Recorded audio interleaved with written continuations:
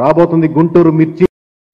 గుంటూరు జిల్లా నియోజకవర్గాల్లో నియోజకవర్గం కూడా శ్రీకాకుళం క్లీన్ స్వీప్ చేయగలిగింది, విజయనగరం క్లీన్ స్వీప్ చేసింది, కృష్ణా జిల్లా కలిగింది. గుంటూరు జిల్లా క్లీన్ స్వీప్ దిశగా మారుతుంది.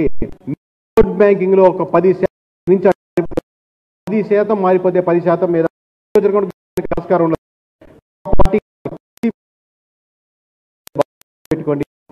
40% నుంచి కూటమికి మీకు 60% గెలిపిందంటే ఏ ఆపుకోవడం కష్టం కాదు. పైగా కృష్ణా గుంటూరులో మూలిగే నక్క మీద తాటికే పడ్డట్టు ఇంకా అమరావతిని ఇష్యూ దాన్ని సో 17కు 17 ఖచ్చితంగా ఆస్కారం. నెక్స్ట్ సార్,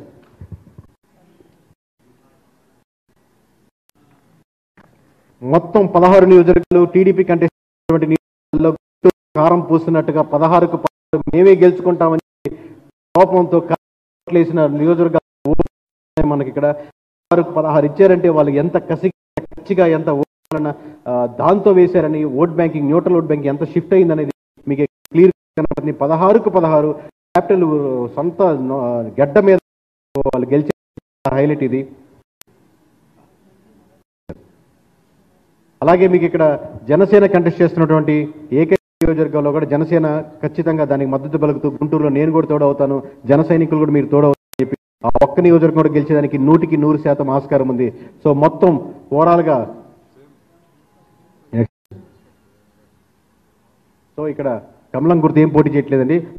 17 నియోజకవర్గం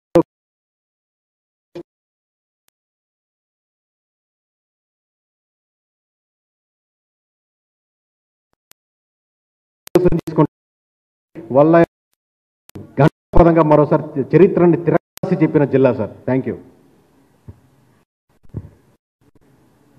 ప్రకాశం జిల్లా